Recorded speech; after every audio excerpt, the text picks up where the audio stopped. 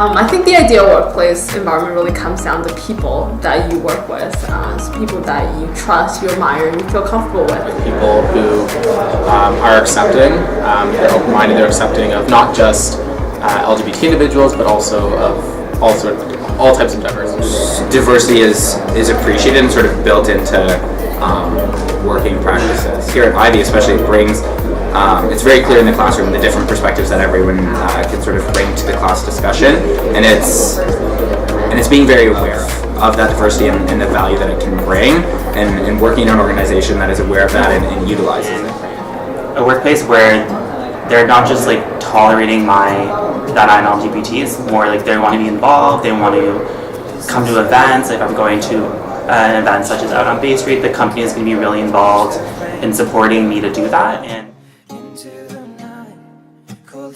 we went out for an event, and one of my coworkers happens to be gay as well, and he said that we went for a go-karting event. He said that he had to purposely dress so that he would not be perceived as being gay. Yeah, so in high school, I played competitive sport, and the competitive sport environment is very traditional, very sort of like macho. It's not very welcoming or accepting. So for me, I found that to be incredibly challenging.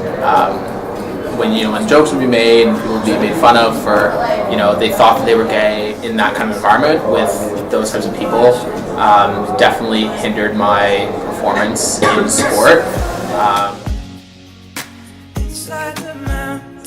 Now at Western, I've seen a big increase sort of in my performance, knowing that I can be myself and be open. One was my summer role. I worked at a bank. The bank had a Pride network, and in the summer it was World Pride in Toronto, so there was a lot of events that they held. And I just sort of signed up for the Pride network and went to some of the events and just sort of told my boss, I said, there's a Pride event, and she was like, oh wow, that's great, go for it.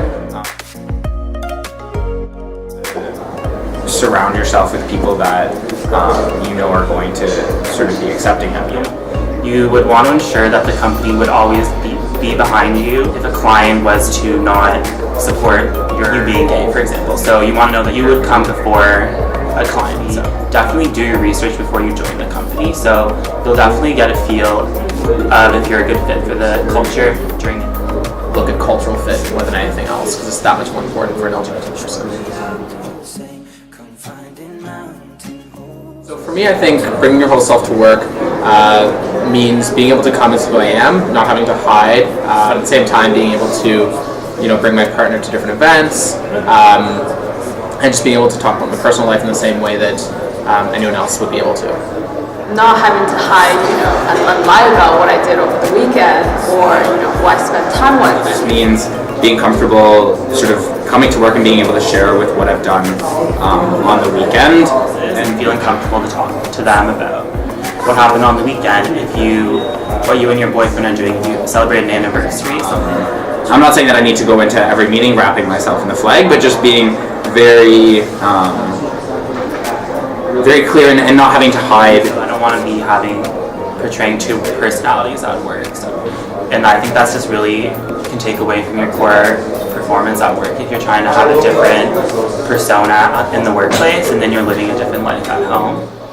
So I think bringing yourself to work, it's not about broadcasting your sexuality. It really comes down to not having to hide who you are.